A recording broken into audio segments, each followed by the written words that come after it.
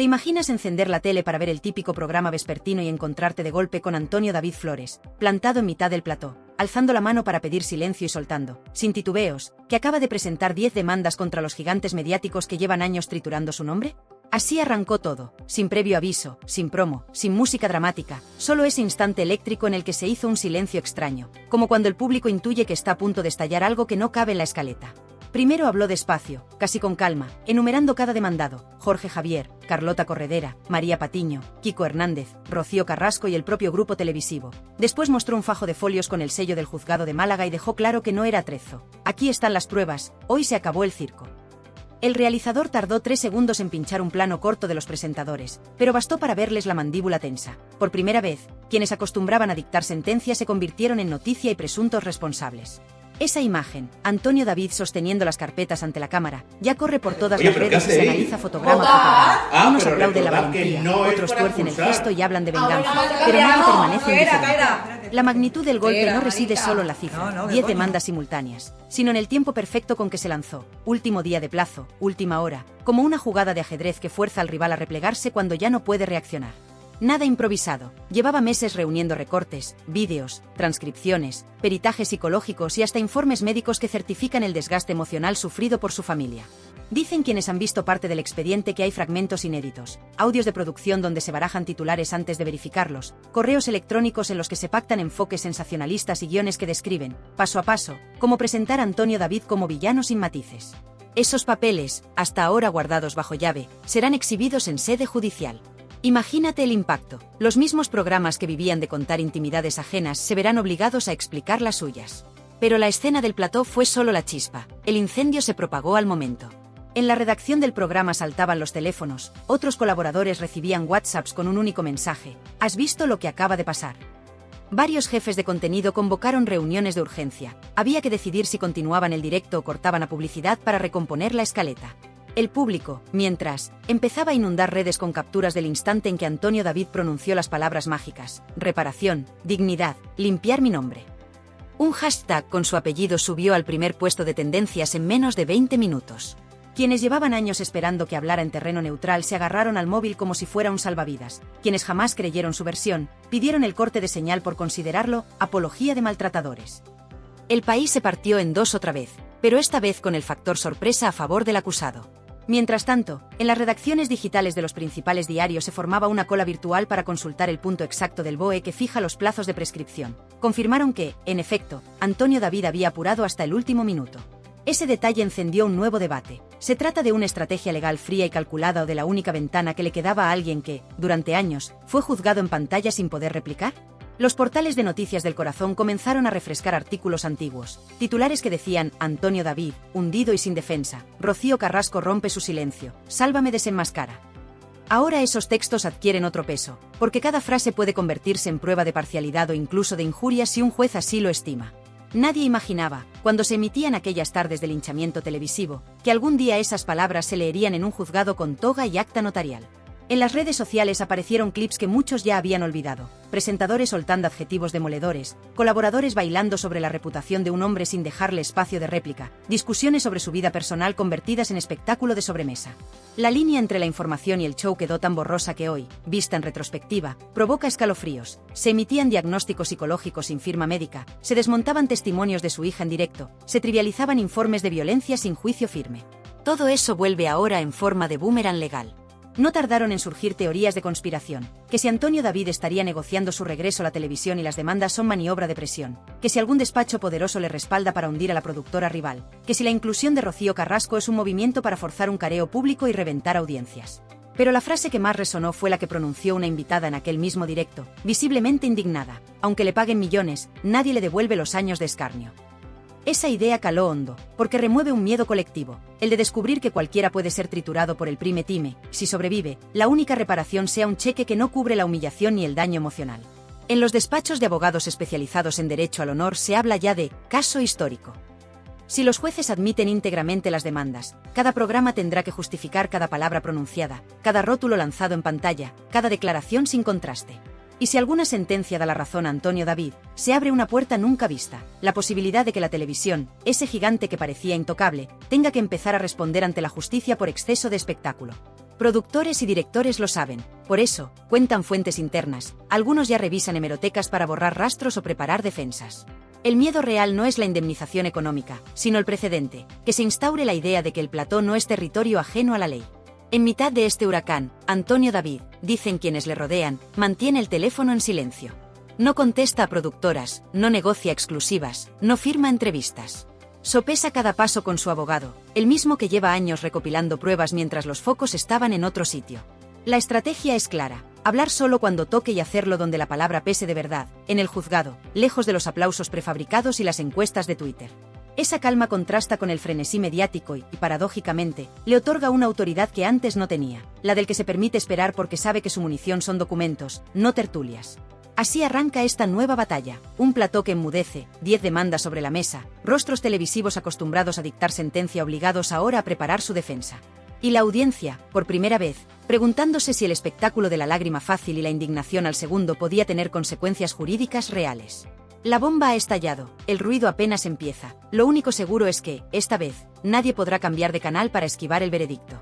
Jorge Javier tardó menos de un minuto en reaccionar desde su propio plató de la tarde. Intentó un chiste para enfriar la tensión, pero la voz le temblaba esa décima de segundo que delata que no se domina la situación. Comentó que estaba muy tranquilo porque confiaba en su equipo jurídico, pero el público en casa pudo notar que no levantaba la vista del monitor de autocue.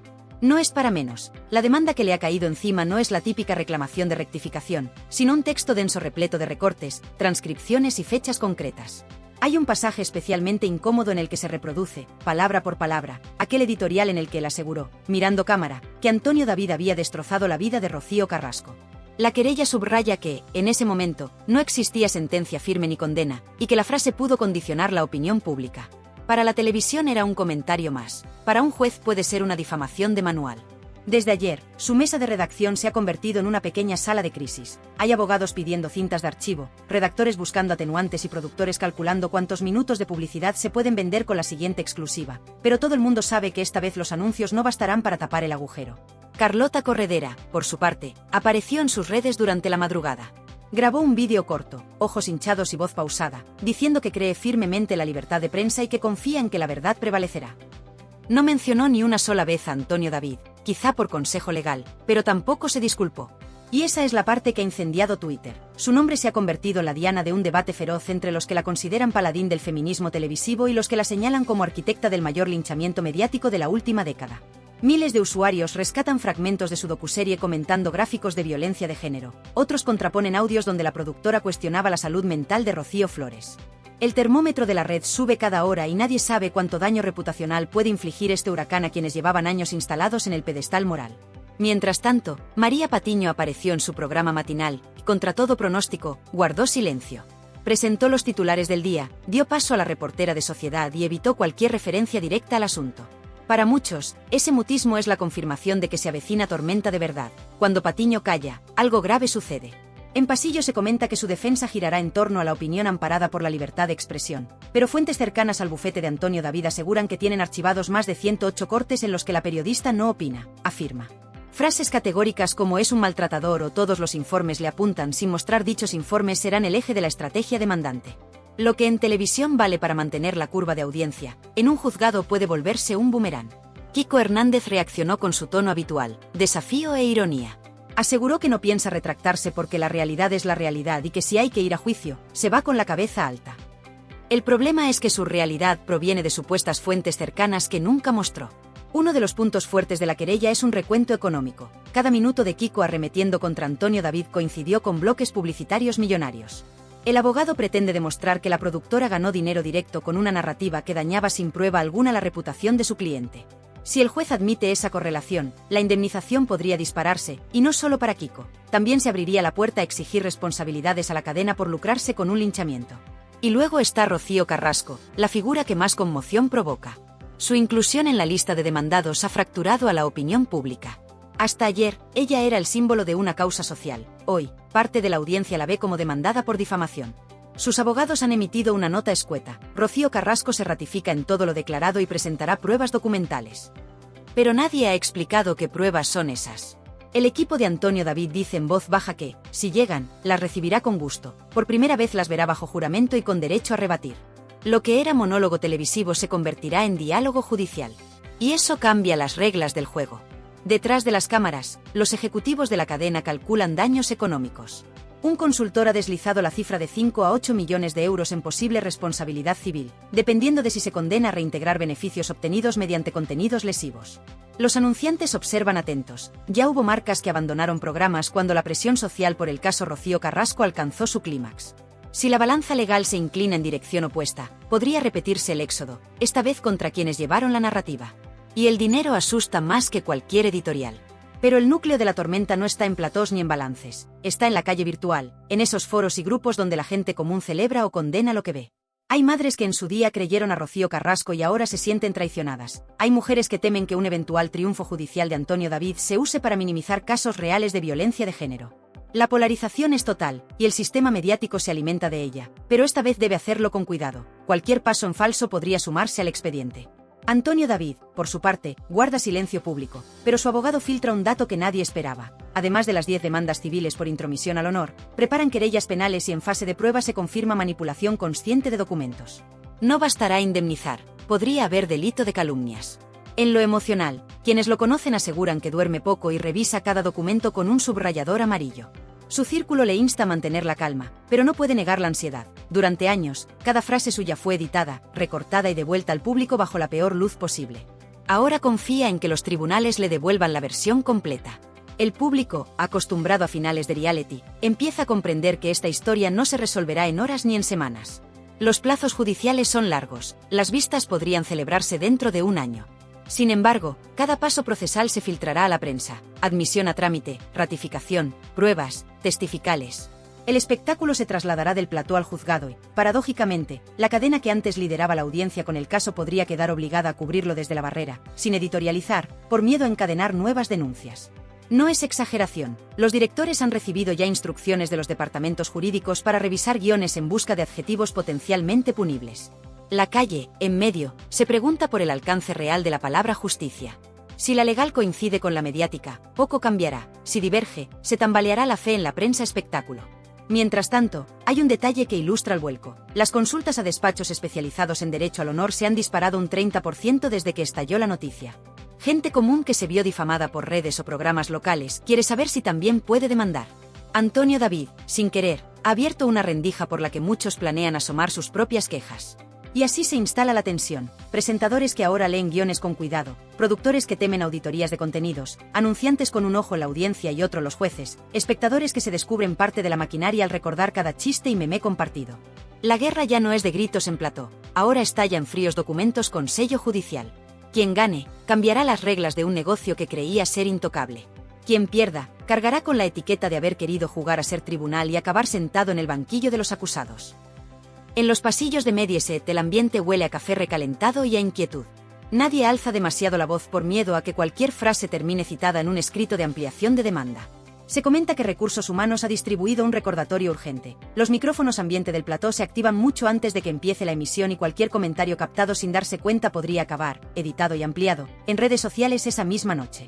No es paranoia, ya ocurrió la semana pasada, cuando se difundió un vídeo donde un redactor, creyéndose sin cámaras, llamaba loco perdido a Antonio David. Ese clip circuló en Twitter acompañado de la etiqueta bullying televisivo y sumó 100.000 reproducciones en horas. El equipo jurídico del exguardia civil lo guardó como oro, un ejemplo práctico de la atmósfera que denuncian, esa cultura de desprecio normalizado que, según la querella, supera la mera crítica y se convierte en hostigamiento. Hay quien piensa que todo este revuelo terminará en una lluvia de acuerdos económicos, que los bufetes les interesa firmar cheques antes que arriesgarse a un juicio público. Pero el rumor que corre entre periodistas veteranos apunta a lo contrario: Antonio David no querría dinero sino sentencias, aunque la indemnización fuera un euro simbólico. Esa decisión desarma a los que esperaban arreglarlo con talonario. Una fuente cercana al despacho de uno de los presentadores demandados desliza que ya se tanteó la opción de un acuerdo confidencial y recibieron respuesta clara: no negociamos dignidad. Traducido: o reconocéis el daño en sede judicial o no hay trato. Ese no hay trato hace temblar a accionistas, porque ningún directivo quiere una resolución firme que abra la puerta a futuras víctimas de la maquinaria mediática. Si dentro de la cadena se respira ansiedad, fuera las redes hierven. En un directo improvisado Rocío Flores apareció sin maquillaje y con gesto serio. Dijo que apoya a su padre hasta el final y que por primera vez sienten que la balanza se equilibra. Confesó que durante años necesitó medicación para conciliar el sueño tras escuchar cómo tertulianos calificaban su infancia de infierno sin que ella pudiera desmentirlos en vivo. Miles de usuarios dejaron mensajes de aliento y otros tantos recordaron que en televisión se la tachó de manipulada y poco creíble. Ese contraste revela el clima de desconfianza que supuran las pantallas. Los espectadores no saben ya a qué versión agarrarse, pero empiezan a entender que la construcción de un héroe o un villano puede depender del guión del día. También han aparecido voces que denunciaron la trama antes de que estallara la bomba legal. Una ex colaboradora de reality, con contrato rescindido tras insinuar que la docuserie de Rocío Carrasco exageraba datos, ha concedido entrevista a un canal digital independiente. Contó que los viernes por la tarde los guionistas recibían argumentario con puntos clave, cómo presentar cada corte de vídeo, qué adjetivos emplear, qué plano reforzar mientras sonaban términos como maltrato, terror o miedo. Esa entrevista, sin luces de platón y maquillaje, se viralizó porque confirma sospechas que muchos tenían. La línea editorial era un guión de show, no una investigación periodística. Si esos documentos aparecen en el juicio, el relato televisivo sufrirá un golpe de credibilidad mayor que cualquier cifra de audiencia perdida. Mientras la pelea legal avanza, las productoras miden daños colaterales. Una agencia de medios calcula que, si se retiran campañas de anuncios por miedo a la sombra judicial, podrían perder 5 millones en la temporada de otoño. Ese cálculo alimenta la tensión interna. Los presentadores presionan para limpiar su imagen rápida y públicamente, pero cada disculpa en falso puede contarse como reconocimiento de parte. El abogado de Antonio David ya advirtió que revisará cualquier retractación emitida en antena para valorar si procede ampliar la demanda por admisión implícita de culpa.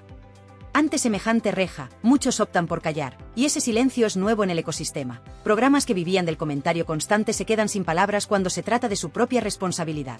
No todos son luchas en despachos. En Málaga, donde se presentó la querella, la familia de Antonio David vive un pulso emocional. La madre, doña Elena, abrió la persiana de su casa y vio a 2 reporteros en la acera. No dijo nada, bajó la persiana con la misma calma con que se cierra una etapa.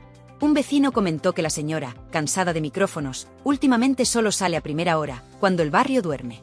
Esa imagen resume el efecto de tantos años de juicio televisivo: familias recluidas, niños que aprenden a distinguir cámaras ocultas, ancianos que temen salir en un zapping por un comentario inocente. Ese miedo silencioso será, según la demanda, uno de los daños morales a valorar. Entretanto, algunos tertulianos que antes disparaban sin recato empiezan a matizar. Un colaborador habitual de programas matinales justificó en directo que lo nuestro era humor, no mala fe. Un psicólogo invitado le interrumpió: el humor sin verificación se llama difamación. El corte de vídeo se viralizó, de nuevo, y alimentó el debate sobre la responsabilidad de convertir la salud mental en chiste. Sobre todo porque el informe clínico de Antonio David, incorporado a la querella, detalla episodios de ansiedad severa tras noches de prime time especialmente agresivas. Años atrás esos síntomas se ridiculizaron en pantalla, ahora son pruebas de un juez. Los seguidores de Rocío Carrasco, lejos de retirarse, convocan espacios en redes para defender la autenticidad de su testimonio. Argumentan que una denuncia no borra el dolor relatado ni las sentencias archivadas. Unos y otros se citan artículos jurídicos, informes de forenses, declaraciones cruzadas. La batalla es también cultural. ¿Qué voz se considera legítima en un caso de conflicto familiar y qué rol asume la televisión cuando decide emitirlo como serie documental? La presión sube un grado más desde que se filtró un detalle económico. Las demandas suman, en concepto de indemnización conjunta, cerca de 6 millones de euros. No es una cifra al azar, se basa en la facturación pública de los programas durante el periodo en que se atacó a Antonio David. El mensaje es claro: si el negocio fue lucrar con la destrucción de una imagen, la reparación debe calcularse con la misma vara. Ese monto ha encendido los despachos de finanzas de la cadena. Se habla de reservas contables, de seguros de responsabilidad civil, de renegociar contratos publicitarios en los que las marcas exigen cláusulas de no litigio. Con todo, quizá el dato más revelador sea la creciente lista de personas que valoran seguir el camino de Antonio David. En foros especializados han aparecido testimonios de ciudadanos anónimos que sufrieron juicios paralelos en prensa local, y preguntan por abogados que lleven demandas por derecho al honor. El ecosistema mediático, que durante años actuó como juez de guardia, podría enfrentarse a una ola de litigios si la vía se abre. Algunos hablan ya de efecto dominó y los grupos de comunicación toman nota. Los contenidos polémicos bajan el tono, los adjetivos se suavizan, los rótulos incluyen presunto donde antes ponían sentencias concluyentes. Parece poco, pero denota miedo, el temor de que la fiesta de la descalificación acabe, de golpe, con una orden de pago judicial. Y mientras la tempestad sacude platós, foros, cuentas bancarias y reputaciones, Antonio David se mantiene al margen del ruido, reforzado por un círculo que le aconseja no caer en la tentación del plató fácil. Sabe que el sistema espera que vuelva a la televisión para rentabilizar otra vez su dolor. Si resiste, cambiará las reglas de un juego que hasta ahora siempre ganaba la cadena. Esa partida apenas ha comenzado y los focos, por una vez, no están en el show, sino en la justicia ordinaria que suele tardar, pero cuando llega deja cicatriz más profunda que cualquier rótulo en rojo. El reloj del pasillo marca las 9:30 cuando la secretaria judicial abre las puertas y ordena a todos ponerse en pie. Dentro, la sala respira una tensión inédita, huele a archivadores, a café recalentado y a miedo sin focos de colores que lo disimule. Antonio David cruza el umbral primero, traje oscuro, corbata sobria, la mirada fija en el magistrado. Lleva en la mano un portafolios rígido. Dentro, los originales de las 10 demandas que han puesto patas arriba medio siglo de televisión. Entra detrás Jorge Javier, hombros rígidos dentro de un traje demasiado entallado. Lo sigue Carlota Corredera aferrada a un cuaderno como quien se agarra a una tabla de náufrago. Luego María Patiño, cuello hundido en la solapa. Y después Kiko Hernández, que intenta un mohín de seguridad hasta que descubre que no hay cámara que pueda salvarle de una declaración jurada. Rocío Carrasco llega la última, acompañada de su abogada, con paso lento y gesto firme. Por primera vez en años, su versión no se dirá entre aplausos de plató, sino frente a un estrado y bajo juramento. El juez lee en voz baja los nombres, confirma la identidad, recuerda que aquí no hay rótulos ni editoriales, solo hechos y responsabilidades. Antonio David mantiene la espalda recta. Jorge Javier mira al techo como buscando el teleprompter que nunca llegará. Carlota cuenta respiraciones para no descomponerse. Patiño entrelaza los dedos y los aprieta contra la madera. Hernández sostiene la barbilla en alto, pero las venas del cuello le delatan. Rocío Carrasco se sienta y acaricia un pañuelo que lleva bordado el nombre de su madre. Así, en silencio tenso, arranca la vista que puede cambiar para siempre las reglas de la televisión en España. Primero declara el perito caligráfico que autentificó los correos internos de producción. Explica que los guiones de varios programas contenían instrucciones lesivas, redactadas antes de que Rocío hubiera grabado la entrevista completa. La frase, deja a Antonio David sin defensa, que así subimos Are, aparece en un correo electrónico fechado una semana antes del primer prime time explosivo. Jorge Javier baja la vista por primera vez. Carlota murmura algo a su abogada. El público autorizado, 12 personas escogidas por sorteo, contiene el aliento. El perito detalla que en televisión se planificó la demolición de una reputación como se planifica una escaleta, bloques horarios, ráfagas, música dramática, rótulos con palabras calibradas para impactar. El juez pregunta si puede certificar la autenticidad. El perito asiente y entrega la carpeta sellada. En la segunda fila, un redactor de programa anota la fecha con letra temblona. Sabe que ese correo lo escribió él y que su nombre saldrá la siguiente minuta. Turno de la psicóloga forense que evaluó a Antonio David y a su familia. Explica un año de ataques de pánico, insomnio crónico, ideación suicida leve desactivada con psicoterapia. Enumera medicamentos, dosis, momentos en los que la hija menor preguntaba por qué el colegio comentaba memes sobre su padre. La mujer habla sin dramatismo, pero cada palabra abre grietas en quienes, hasta entonces, pensaban que el dolor de pantalla se evapora cuando se apaga la señal. La sala escucha cómo se llamaba por la noche al 112, como la Guardia Civil llegó 2 veces a la vivienda porque la alarma de ansiedad provocaba mareos y taquicardias. Al terminar, el abogado de Antonio David pide que se proyecte una imagen fija, el rótulo, Antonio David, el hombre que hace temblar a Rocío. Ese rótulo coincide en fecha con la primera ambulancia. Coincidencia que, subraya la parte demandante, no es azar. Llega el momento de los demandados. Jorge Javier toma asiento en el estrado e intenta una broma para calmarse, pero la magistrada le recuerda que no está ante un público pagado por reír. Explica que ejercía opinión libre, que creía las palabras de Rocío Carrasco, que su deber como comunicador era posicionarse. El abogado contrario muestra un contrato que vincula su programa con bonus de audiencia. Cuanto más alto el SARE, más alta la remuneración. Pregunta si entiende que su opinión libre generaba beneficio. Tarda unos segundos en contestar. Dice que sí, pero que desconocía la cifra exacta. El juez anota la admisión. Ningún plano televisivo habría captado ese instante de vulnerabilidad como lo sienten quienes están sentados a 4 metros. El espectáculo del juicio supera el espectáculo del prime time, aunque sin la red protectora de la edición. Carlota Corredera declara después. Asegura que revisó informes de violencia antes de pronunciar sus editoriales. El abogado le pide que identifique dichos informes, no los recuerda. Saca un dossier y lee un fragmento donde ella aseguraba poseer pruebas irrefutables. Pregunta dónde están. Carlota tartamudea, remite a la productora. El magistrado ordena que se incorpore esa documentación si existe, si no, la ausencia pesará. Desde el banco de la prensa, un columnista anota, la musa contra el maltrato se queda sin pruebas. El titular ya no lo dicta el realizador, lo dicta la carencia de documentación. María Patiño sube nerviosa. Repite que su programa es de entretenimiento, que la hipérbole forma parte del show. Se proyecta un vídeo donde, con semblante serio, decía, no hay duda, es culpable.